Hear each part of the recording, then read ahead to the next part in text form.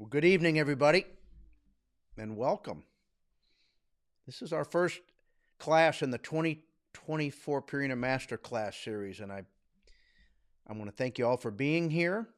And I guess I certainly want to thank Purina for sponsoring this series of master classes, and we've got a good one tonight.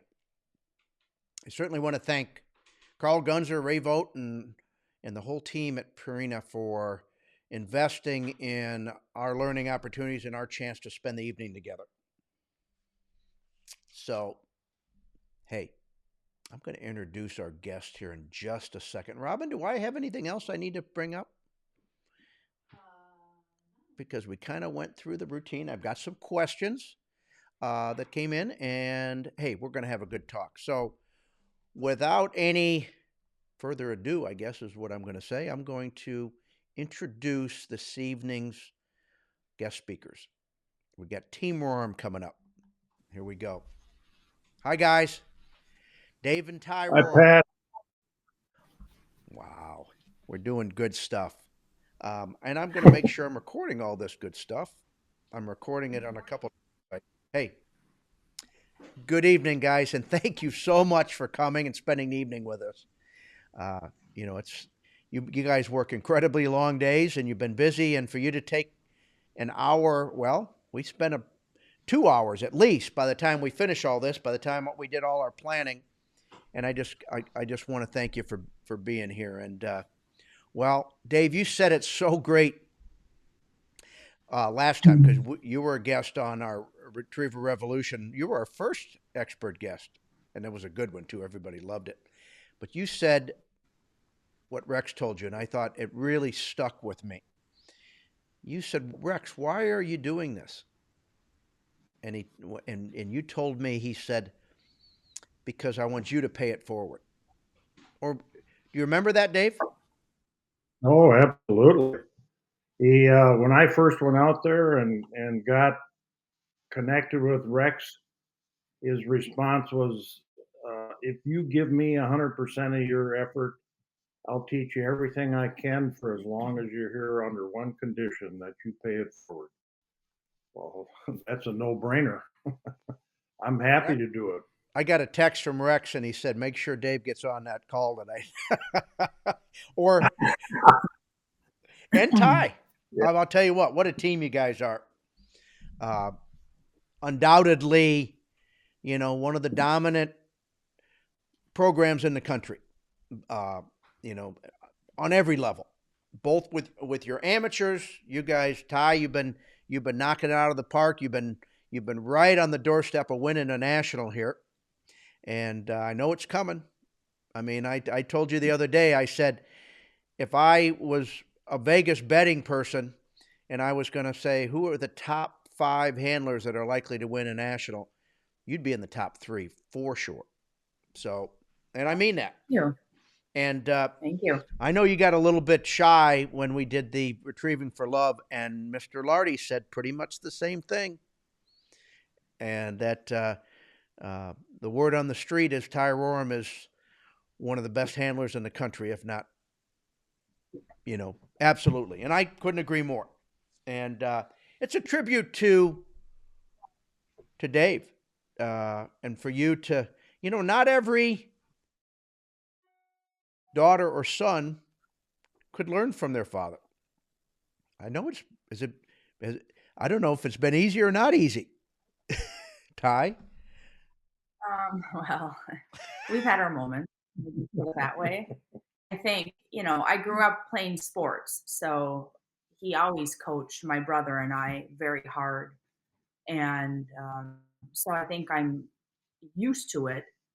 I also kind of realized too that I don't maybe receive it that well, being coached hard sometimes. So as I've gotten older, I think he's kind of backed off and kind of let me do my thing. But he has pushed me definitely, because I think he knew the capability and just wanted me to succeed. So I can appreciate that. When I was young, I didn't know. What's interesting, Pat, is I recognized when she was young that she had a special talent with the dogs. And Rex recognized it when she was the first time she went out there when she was 12. And when he sat and watched her, and as soon as he watched her interact with the dog, her remark to me was, "You got to get her handling dogs and handling now." And my was, well, I wanted to teach her how to be and have a good work ethic. And in hindsight, I wish I would have had her start handling at age 12 instead of age 20. But I would agree with you. I've coached a lot of people, and I don't think anybody reads a dog better than Ty. At least not by what I've seen. And she's really good at what she does, and I'm certainly glad she's on my team or I'm on her team now. That's sort of the way it is now. Dave, I remember being at Rex's and how excited he was when he had somebody young or not just young, but enthusiastic and wanted to learn, just like what you said. And I guarantee you, he would have really enjoyed working with Ty. And I just, look at some of his greatest successes with Delma and Judy, and I watched him. Robin Cadmus was there when I was there. Cal Cadmus's wife, and she was not. This is funny. She was not only running dogs, but then she was getting ready to run. I don't know if she was running a marathon or a half marathon, but she'd be running dogs, and then Rex would hand her a sheet, and he had her running laps around the property while we're training. And he's taking time splits on her and yelling at her and then helping somebody else, and then she'd come over. It was just the guy he was. And, incredible. So I'm going to take a look here at a little bit of it, and I gave you guys a little idea of what our evening discussion is going to be. And it came a little bit from me and came from some of the questions from the crowd. So, Dave, you've run a handler program for how many years now? And I'm talking about your workshops. I think I started, Rex and I did a seminar back in, I think 90 or 91, maybe 92. And then started doing handling seminars and workshops right after that. And I think I was averaging probably 3 to 4 a year. Some years I did more. So I've had almost 40 some years of doing it. So I got to ask you one question because I've been dying to ask you this. And this is probably going to come up when I ask you what are some of the top 3 skills that a handler, what are the top 3 things that first come to mind to you? But here's what I'm going to ask you. Rex was very adamant about making sure you're watching your dog when the birds are being thrown. And so the word on the street, and I've heard this, that if you catch a handler watching the birds instead of their dog, I've heard that you make them go out and pick the bird up. Is that true? No, they get a blue healing stick on the back of their thighs, and then they start watching them. So I've threatened to do it. I mean, it's a good story. I said, if you were Dave and you pulled this, he'd make you go out and pick up that long retired gun yourself. And we'd all sit here and watch you go out and get it. Because if you... It's an ongoing affair, I can tell you. Okay. Well, let me get to my question, because I had to ask you that. And I've heard, and I keep forgetting. And it made me smile and giggle because I said, well, if you were at Rorem, you'd be out there walking across that field, and you might have to swim across the pond to get that bird because he wouldn't let you run your dog because you were watching the bird. All right. So I'm going to go ahead, Dave. No, keep that rumor going. I like that one. All right. And this question's for both you guys because, you both coach your handlers, but this is not just for your clients. This is, and again, you've done all these handler workshops. What are kind of the top 3 things that come to mind that you emphasize and work on the most? And, and I guess I would say the top 3 priorities. Well, I would say the first priority, it covers almost everything about dog handling and training is communication. How do you communicate with your dog? And some of it is atrocious, some of it is good, and there's a lot of it in between. You know, what you say, when you say it, how you say it, what are your nonverbal communication things that you do that probably have as big an impact as what you say verbally. I think that's the number one. And if I can get any student that come to a seminar to improve their communication, they're going to improve their handling skill. I think that's number one. I think number two is people don't know where their dogs are looking when they send them. We spend so much time trying to make the dogs go straight to the destination, but if the people don't point them straight, Yeah. it's it doesn't do any good. And people just don't know where the dogs are looking as much as they should. And what you said earlier is a big part of it. I mean, the dog's job is to watch the birds. The handler's job is to watch the dog. And if you can get that conveyed across to it, I think that's a huge part of you knowing what the dog just saw and what the dog is going to do based on what he's just saw.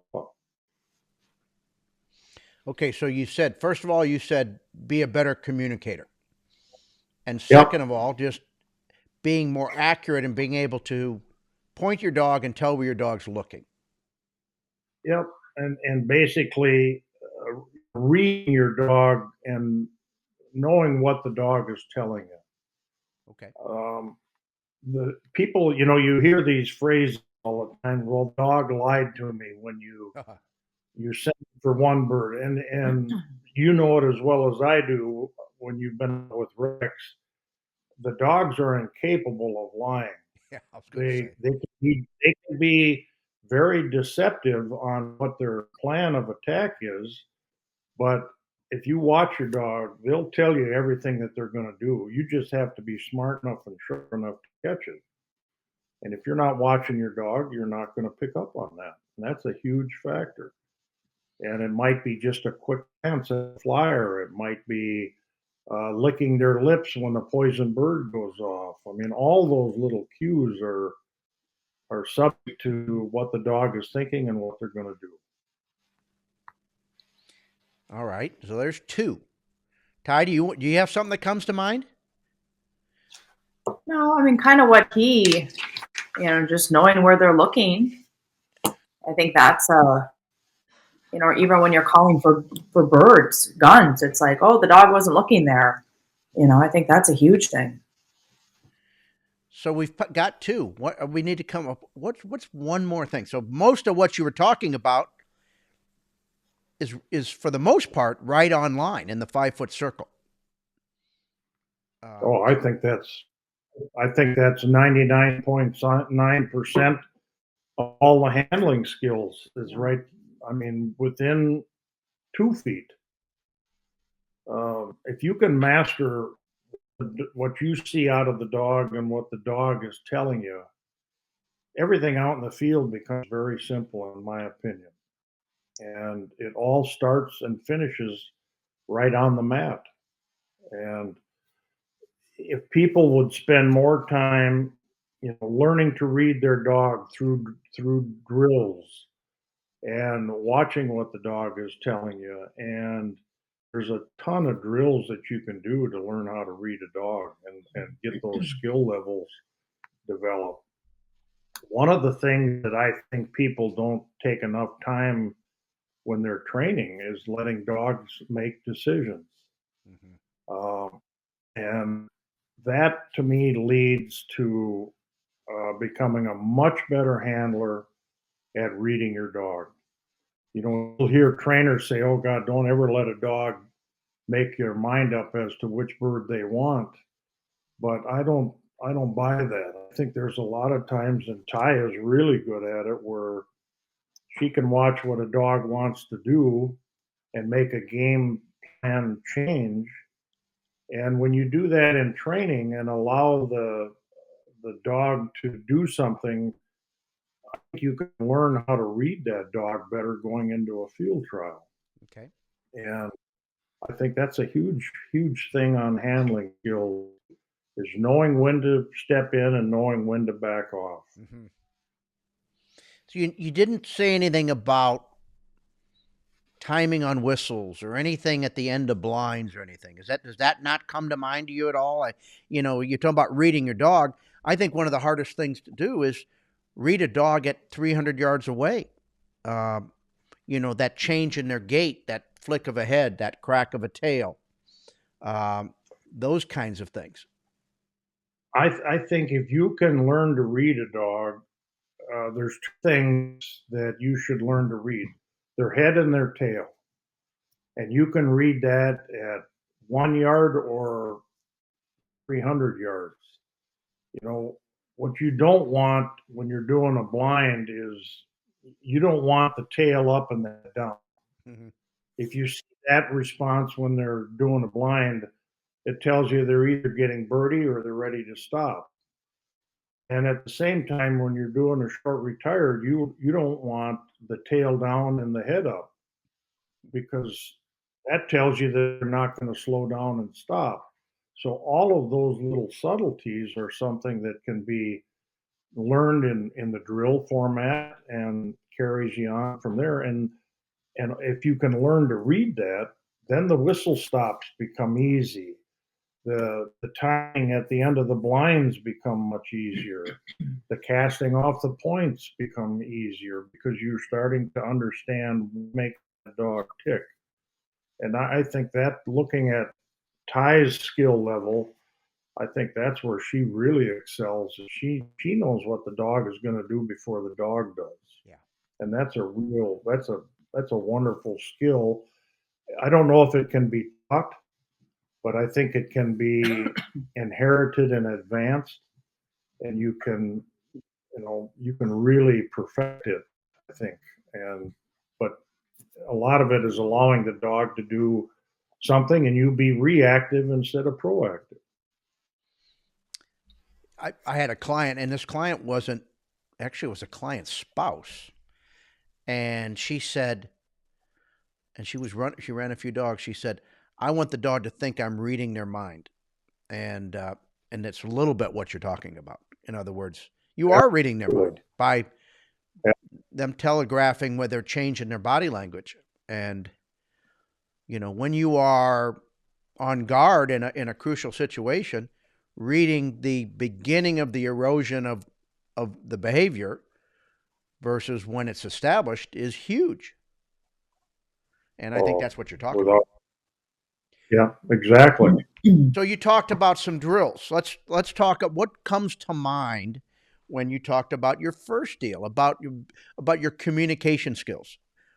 Give me an example of a few drills that you would do if you're trying, or you would advise amateurs to do to be better at communicating. I think the first drill that I do whenever I see an erosion or whenever Ty sees something she doesn't like, and people don't like to do it because they don't think it's that big of a deal, is a wagon wheel drill. I mean, it's so simple that it's overlooked, but there isn't a better drill with a white bumper, and you can do it with just an 8 bumper, white bumper drill. And all you want to do is develop where the dog is looking, your communication on what you're about to do, and you start reading what their reaction to that is while they're looking at the destination. So there's no second guessing where the destination is. They're telling you where it is, and those are the skills that you need to read when you're getting ready to send for that 400-yard punch bird in the 10th series. Those skill levels are right there, learned, in my opinion, right off the wagon wheel. Simple, easy to do, doesn't take much effort or distance. Another one is the W drill, which is a lining drill. we used to do a drill like that out at Rex back in the 90s, and we used to call it, there was a 9 bumper drill, and we called it a little 9 or a big 9.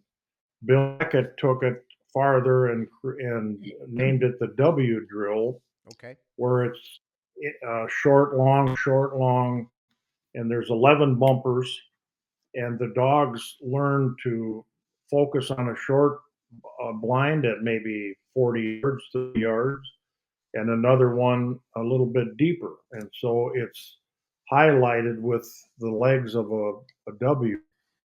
And you can make them as tight as you want, and you can make it as wide as you want, but it really puts the emphasis on where you have your dog pointed and where they're looking. Simple, easy. We've got that drill set up both in Minnesota and Texas, and we do it all the time. Tune-up drills. Tune-up drills. I'd say if I never had to do a water blind and only had to do water tune-ups, my dogs are going to be just as good at water blinds as most dogs that are trained doing only water blinds. Because when we set up a tune-up drill, we're trying to encompass every little bit that we see in a field trial. 1 foot in, 1 foot out, casting off a point, going over a point, long skinny entries. All of that is communication and skill level that you can learn and develop. And when we're training, Ty is usually split up, and she might be doing a tune-up on the south end of the property, and I might be doing a tune-up on the north end. And so we flip-flop, and sometimes we go with the test, and sometimes we switch dogs. And so she gets a read on a particular dog, I get the read on a particular dog, and we'll compare notes on it. And I think it helps both of us, learn to read that dog and to advance the skill level.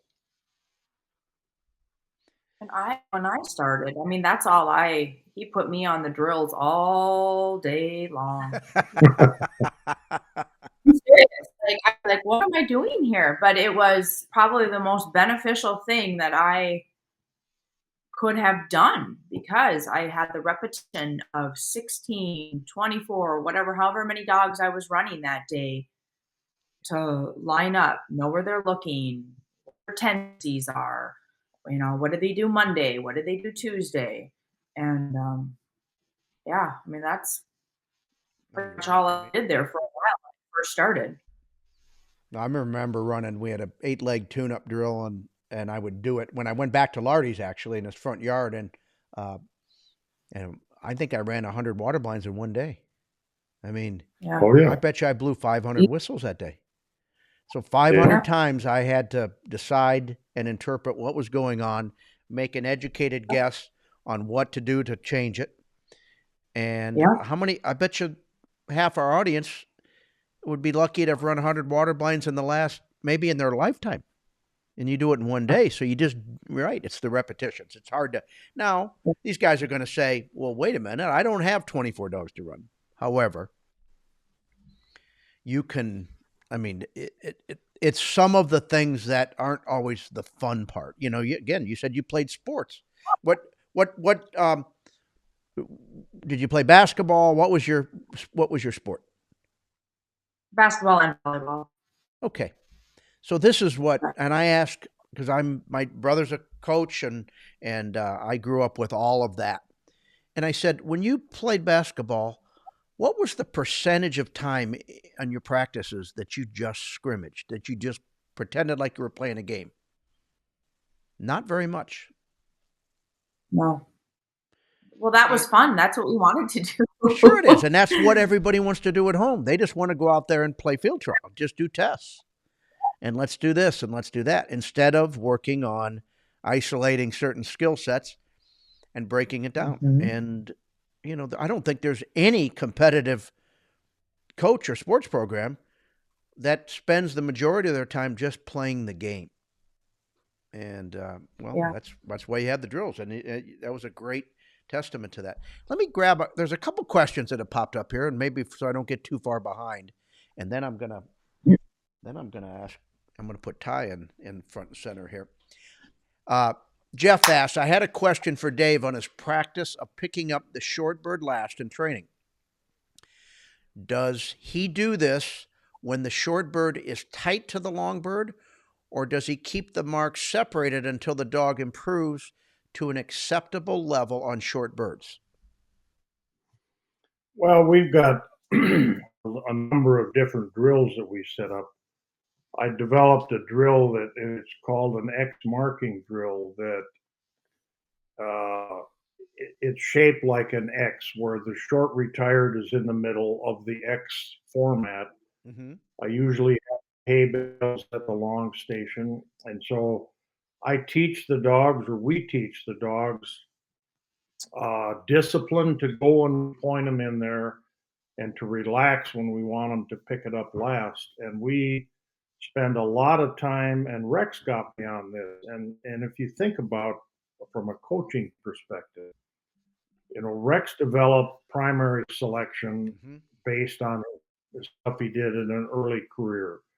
And then when he realized that that wasn't going to work because the handler skills were not good enough to perfect it, he went to secondary selection. And everybody jumped on that bandwagon. And to this day, probably 90% of the people still use secondary selection. When I got out there in the late 80s, early 90s, Rex just retired, and he said, and he did this with Bill Sargenti and I. He said, I'm going to set up this test. I want you guys to run this test. And it was a short retired Mm-hmm. in a rice paddy field, and hen pheasant on the short bird and 2 ducks on the long bird. I ran 12 dogs. Bill ran 16, and we were 0 for 28 on getting short bird. And his response was, "You guys are, one thing you both have in common is that you're stuck." And he said, if you really want to know how to get that short bird and get it good, I want to show you how to do that. And that was picking it up last. And God, that just drove people nuts. His old disciples thought Rex was losing his mind because he was switching gears. And I can tell you to this day, that was one of the biggest things that Rex showed me. And the reason behind it was probably as important as the dogs got that long bird out of their way. And when they became good at getting it last consistently, there's a lot of times they would pick it up, they'd want it second. And if they felt like, and you could trust the dog to where if a dog comes in and says, hey, I want it second, great. If they want the flyer and it's an out of order flyer, I don't care, go get it. And we never fought them on that. And after a while, my dogs became much, much better at that short bird. And so we practiced getting it last and getting it first, getting it second. We want the balance that if we need to, we've got the discipline to do it. But I want the comfort level that, hey, they can relax and go in there and get it.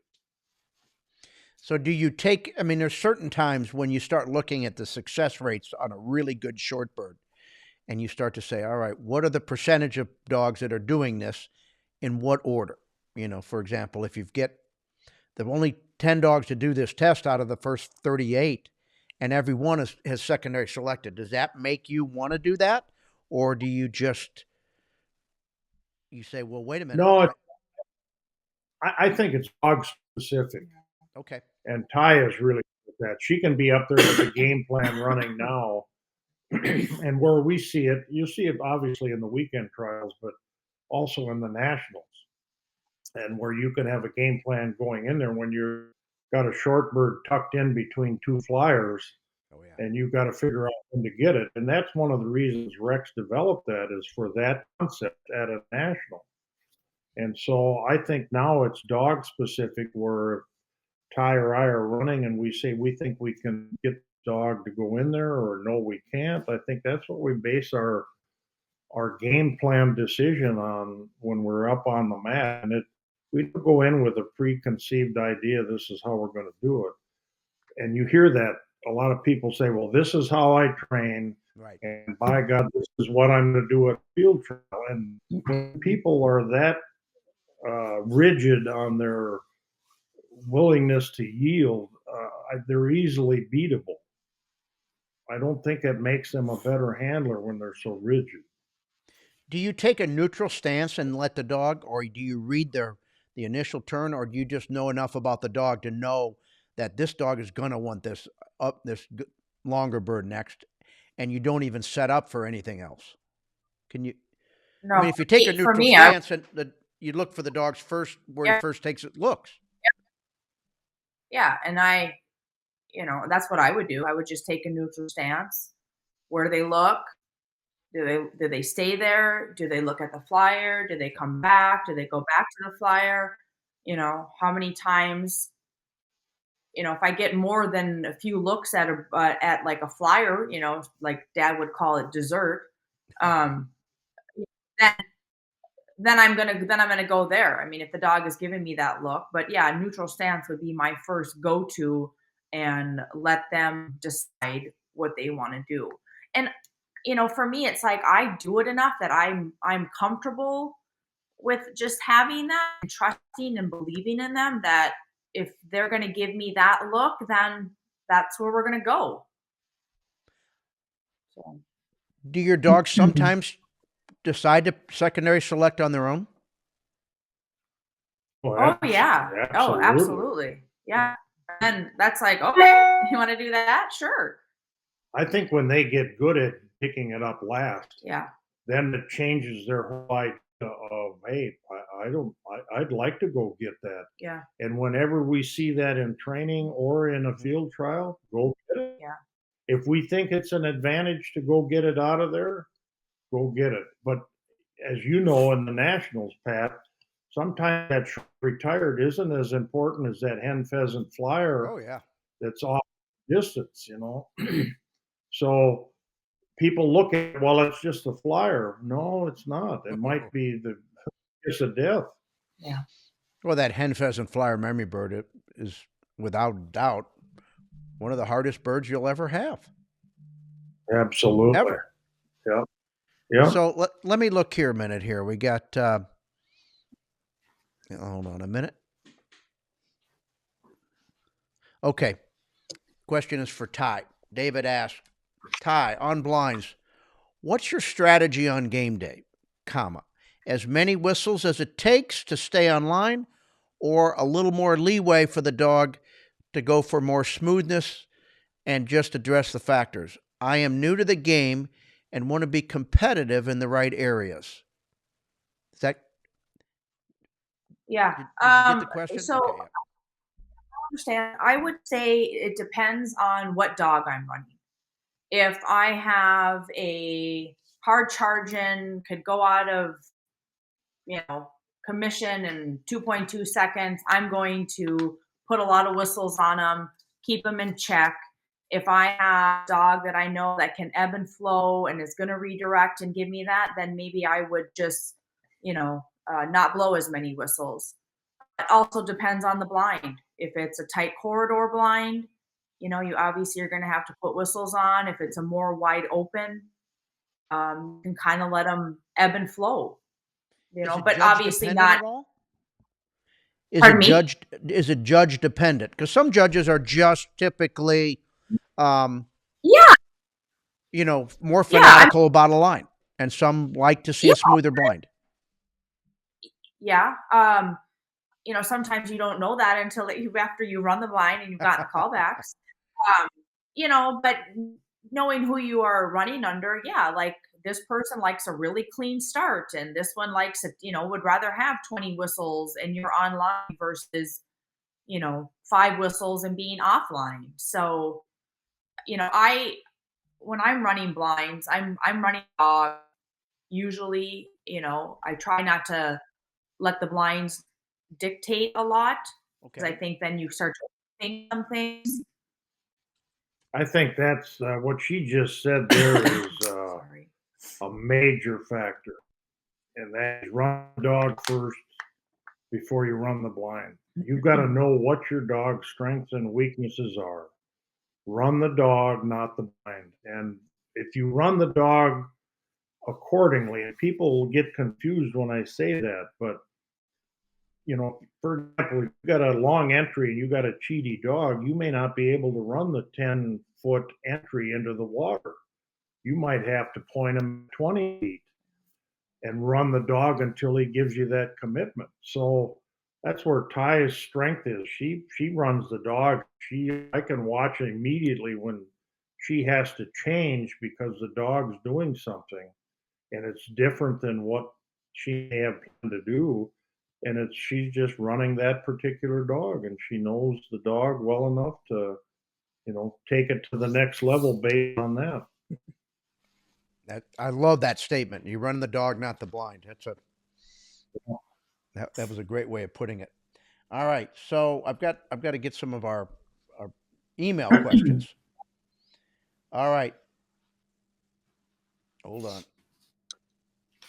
Okay, this question is about, assume you have a dog like Croc, high drive, likes the long bird, 3 to 4 years of age.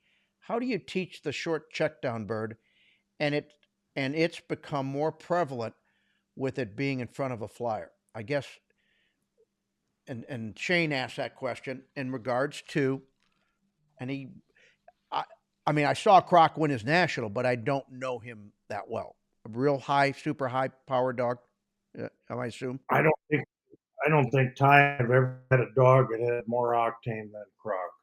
Oh wow! And he That's was saying a fearless. lot. Yeah, it is.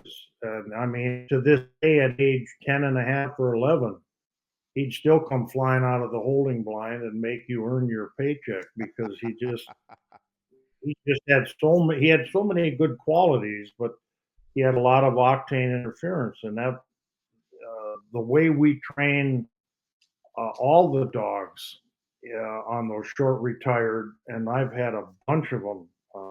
And this going back to where Rex taught me how to pick up a short bird last, just to deviate from this question, but it answers the question. I had a dog named Highwood Apache Scout.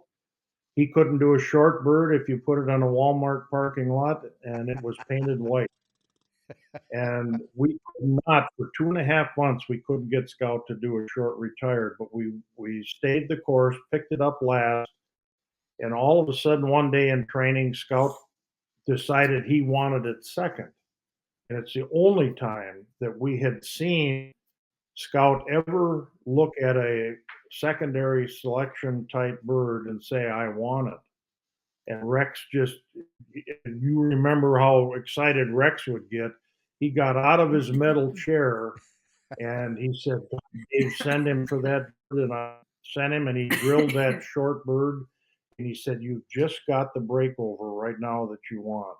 And so, in answering the question about Croc, you you teach them to pick up that short bird last, and you repeat it enough, the concept enough, and you make it palatable enough that before long, when they get good at doing it, they'll start to become good at getting it at any time during the course of a test. And Croc, when we got Croc, he couldn't do a short bird.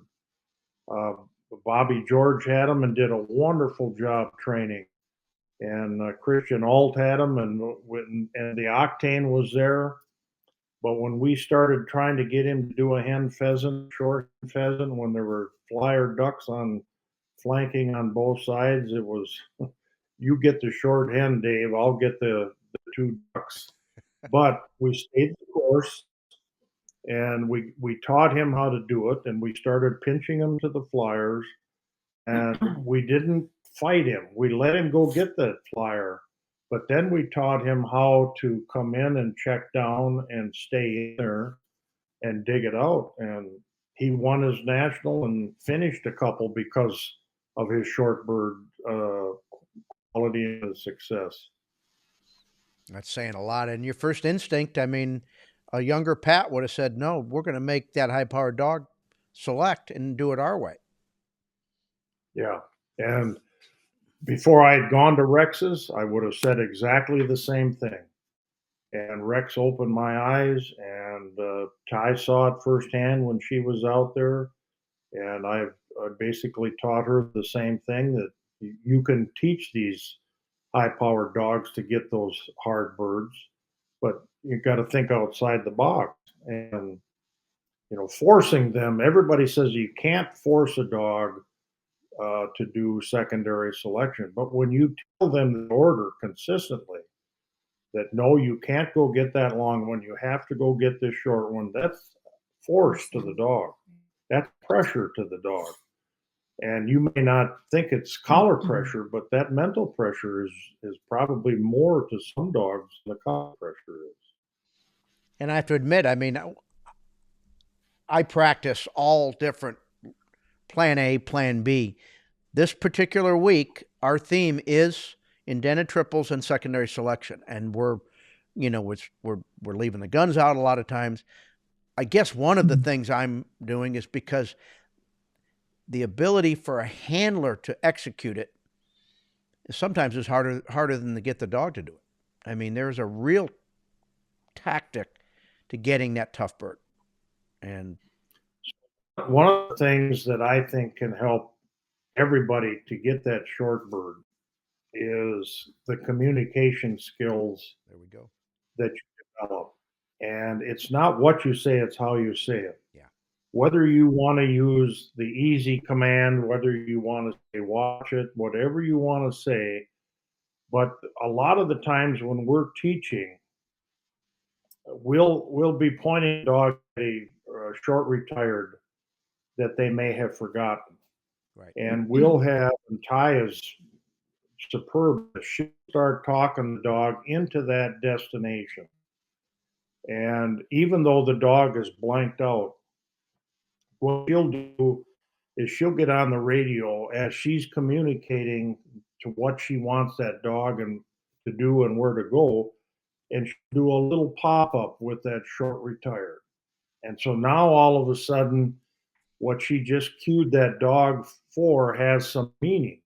Right. And if you do that enough over and over and over on repetition, it becomes something that the dogs rely on.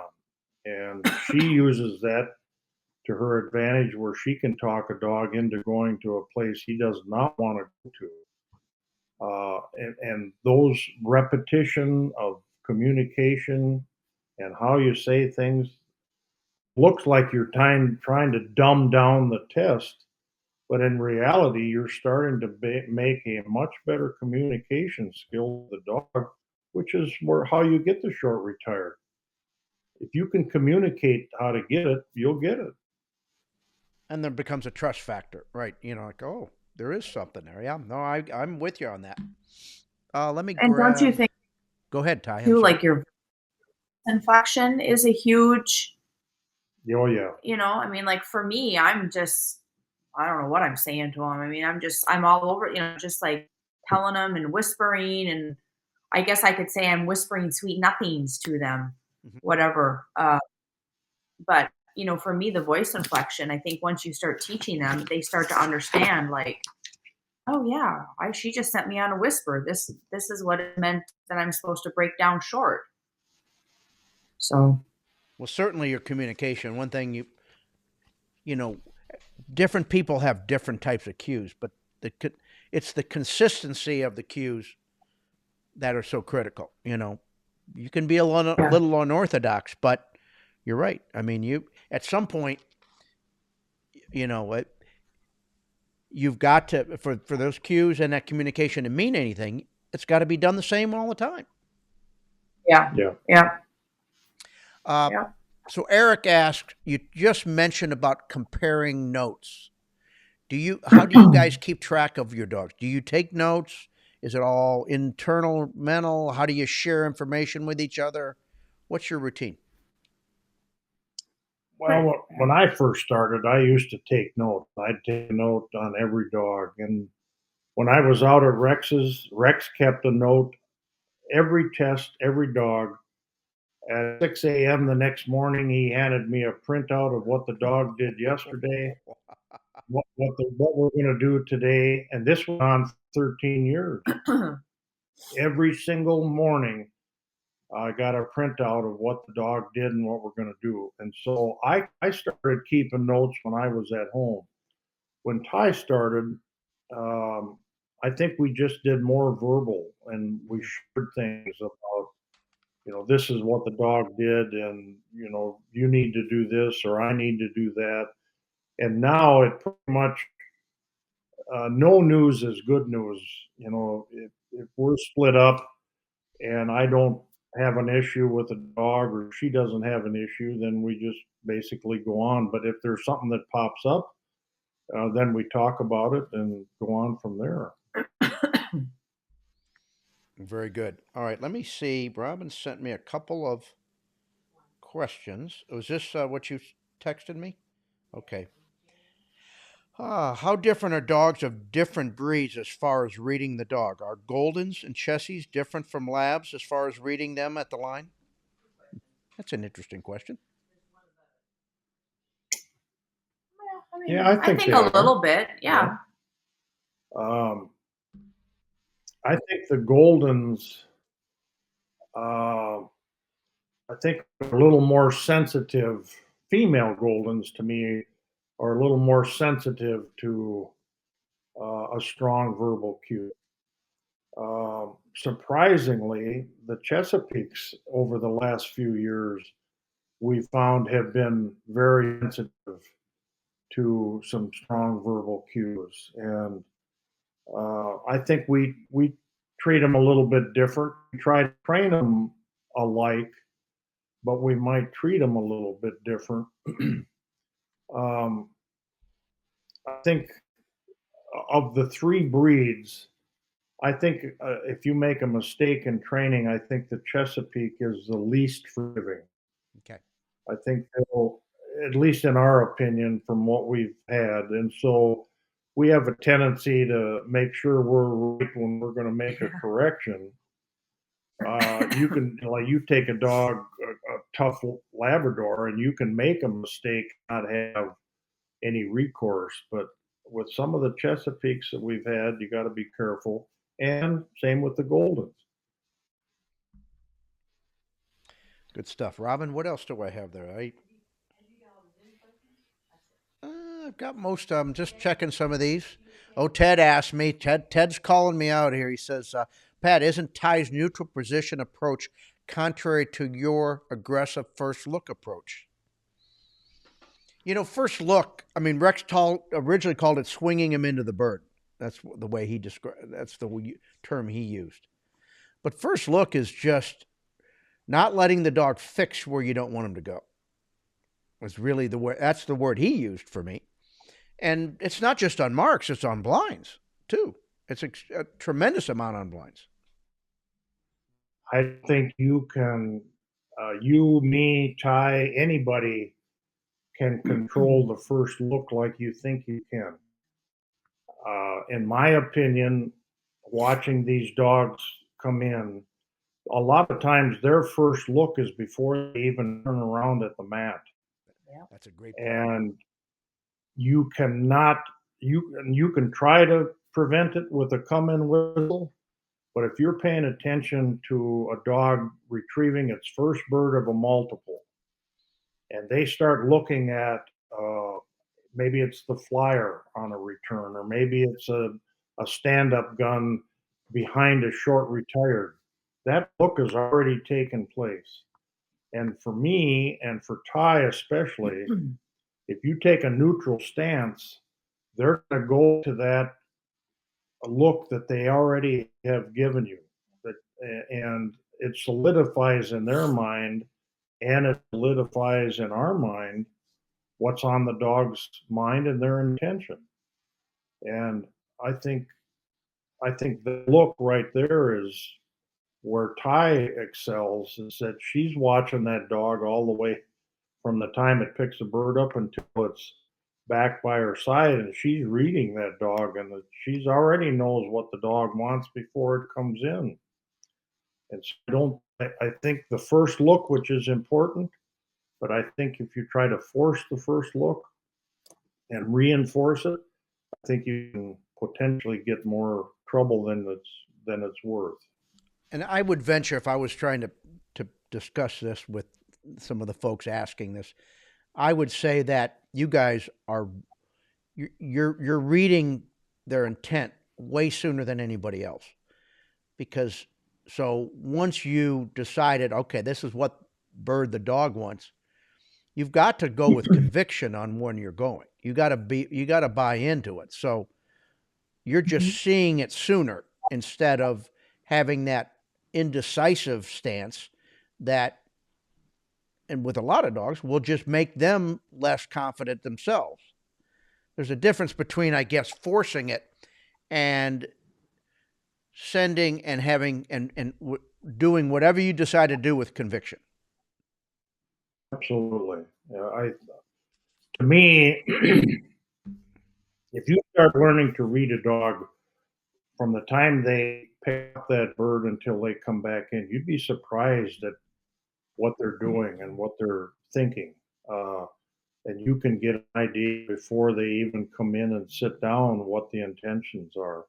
And Rex, when I was first training with Rex, he would grill me on what the dog is telling me on the return from a 50-yard swim, a 200-yard run, and he forced me to start reading that dog from the right from the get-go. And I tried to relay that to Ty, and she's better at it than I was. She could pick up that stuff right away.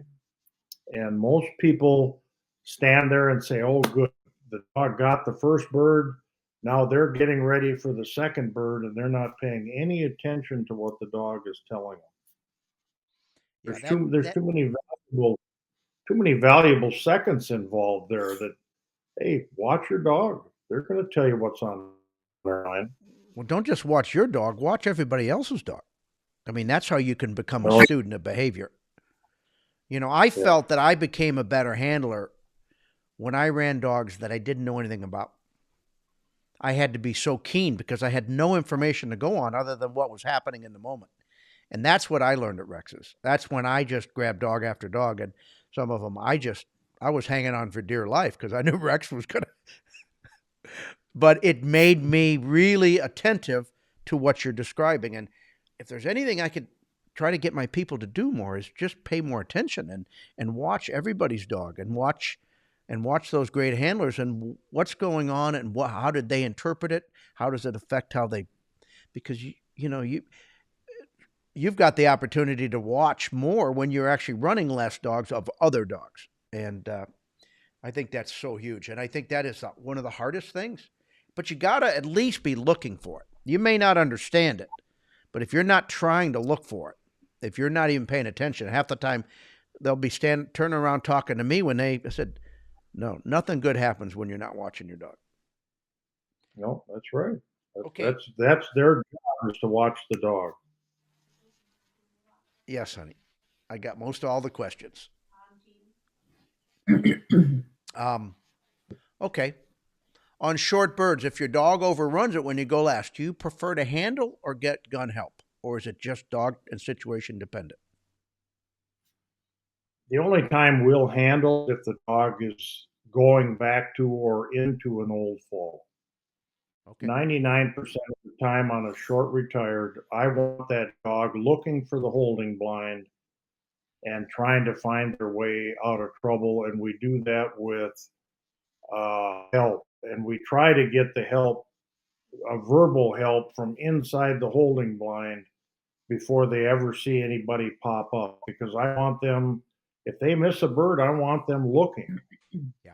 And I want them looking for the holding blind. I want them looking for a destination. And when they do that, that's what made Proc so good. Okay. Is that when he missed a bird, he'd raise that head up higher and he'd start looking around and say, where did it go? And we taught him how to come back and get that bird. And we did so with that skill set. Handling, I don't think helps at all on overrunning a short bird. I think handling sometimes has a detriment to the short bird. Yeah. You blow a whistle, it's control. You give a Should have cast, trouble it's with it. control. Yeah, more pressure. more pressure. Well, we're eating this time up. I just looked at and I didn't even get. Well, I gotta talk to you, Ty, because I Oh, and my next I thing got is one. Ty's game day magic. That's what we said it. I don't know. That sounds like it needs to be a on a T-shirt Like or something something. you made up. Well, and if I didn't already say it, I mean, you are undoubtedly considered one of the top handlers in the country, professional, amateur alike. And I said earlier that if I was going to pick handler likely to win a national in the near future, you certainly would be in the top three. What advice, other than what we've already said, would you share with somebody that wants to step their game up, wants to get to the level that you're at? Um, I would say, patience. That's a huge, huge thing. I think, and for me, it comes natural. Like the nerves don't get in my way. Where I think being an athlete, learning how to compete, has come easy for me.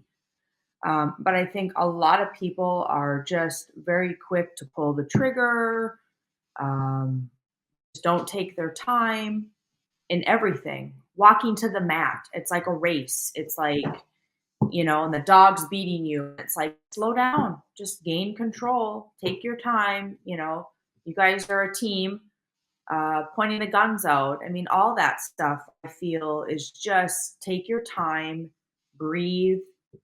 The dogs feed off of that too. When you're jacked up, they get jacked up. So I think that would be my, first thing that I would recommend. Um, don't just keep your eye on the dog all the time.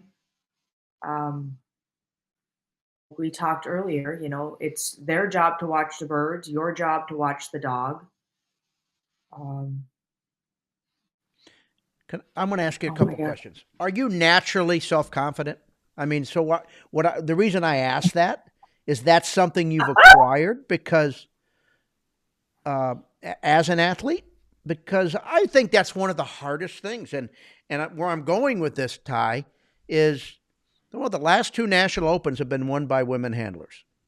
The first two, Hmm. the last two nationals are the only two women professional handlers that have ever won nationals, and you're going to be the next one. I don't want to give you the kiss of death, but you are going to be the next one. But Thanks. and I think that You're too. and I think it's that self-confidence, it's that game, because I find generally, and Dave agreed with me the other day, that most of the female handlers that I work with are very intuitive, they're very coachable, they're good listeners, but sometimes it's the nerves, it's the competitive game day stuff that gets in their head. And how have you managed that? I think I've gotten better with it. I think, the mat is my comfort zone. Being up there, I don't, it's just the dog and I. The judges, it's irrelevant. It's happening. I don't hear anything. I don't, um, I'm just focused on whatever dog I'm running. I think when I first started out, um, I think I was probably a little bit more nerved up and, you're just, you don't know any of the stuff. But I think, to say, am I naturally confident in when I'm on the mat? I am. I think I'm very confident. Um, but I know what I'm capable of, and I also know what my dogs are capable of, and I also know that dogs, and we can win a weekend before, and we cannot find the flyer the next weekend. So I think my expectations are just knowing that we can be brilliant and we can also bomb out at the same time. And I don't take it on so much. I just kind of let it roll the way it's supposed to. Have you always been that way, or is that something you've learned to do? I think I've learned more. I think when I first started, I would get pretty I don't want to say worked up, but I think it was like, I can't believe this is happening. What did this dog do this? And, I remember walking out, we had a golden Rowdy. His name was perfect for him. I remember the walk of shame, having to walk out and get this dog. And I was horrified. I can't believe I have to do this. And Dad's like, you know what? You are not the only person that's done this. You're not going to be the last person. Right. So it kind of like, get over it in a way. And it was like, okay, everybody's done this stuff. Everybody's, we're human. We make mistakes. It's just, I think it's how you just kind of move on from that is, it's whatever. I mean, it's going to make you better or, I guess I don't know if I'm making sense, but I think just the balance. I guess to me, and this is something that he has instilled in me, is that don't get too high with the highs and low with the lows, because, it's just, it's not a fun ride. It's not a fun ride. And you can finalist at a national and, be ecstatic, but you could have maybe done better. You could have won a, 100-dog open. You walked away with 14 jams. I mean, whatever. It's just, I think you just kind of have to just enjoy the ride and let it just kind of happen the way it's supposed to.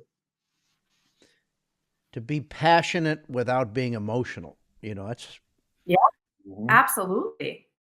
And I had to learn that. I would get emotional because I think I was so competitive where I was just like, I have to win. I have to do all this. And then I finally just kind of let it go.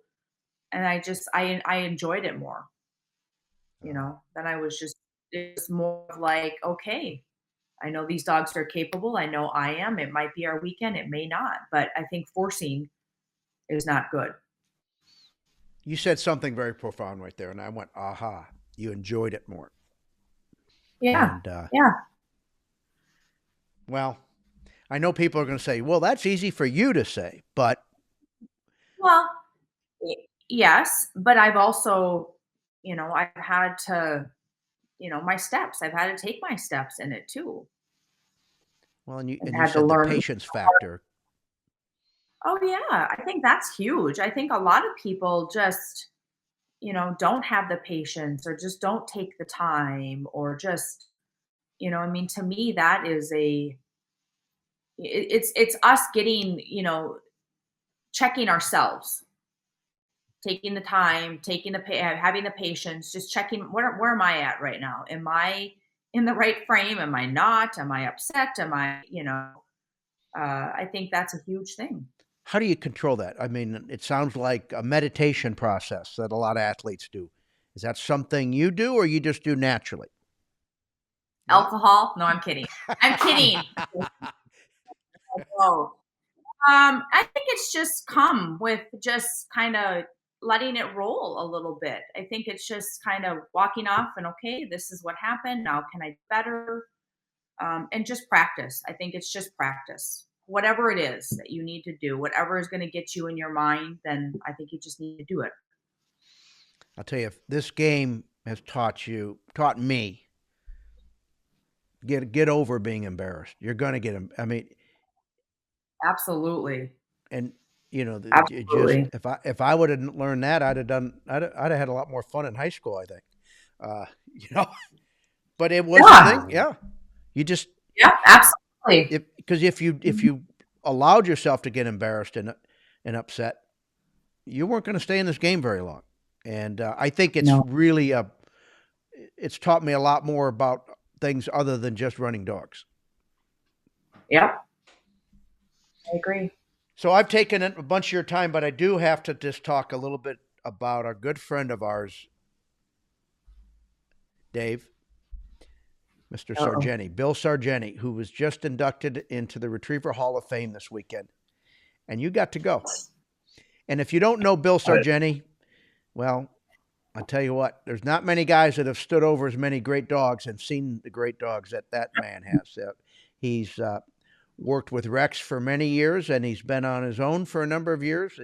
He won a national in California, and I know he's made a huge difference in my life. When I was a 19-year-old punk, and I went to California. He's the first guy I ever saw. He's the first guy I ever saw do basics. And he was rough, and I was afraid of him at first. But now, we laugh about it. And I had such a great pleasure. And I called you, Dave, and I got to congratulate Bill and tell him pretty much the same thing. How what an influential person he's been in my life as a dog trainer. And I'd love to hear your thoughts on that, Dave. Well, what people don't know is Bill basically started with Rex when he was like 6 or 7 years old, when he showed up watching Rex train, and then Rex took him in. And by age 12, Bill had started to actually train dogs for Rex. And by 16, he was on great guns and doing breakout work. And he got, he got an education that most people would dream about. I mean, he got to work with Rex for all those years, and that was not easy. I mean, I had Rex in the later part of the years, but Rex, he was tough to work for and work with.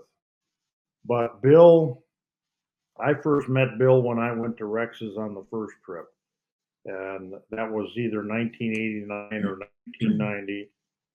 Excuse me. And Bill and I became friends right off the bat.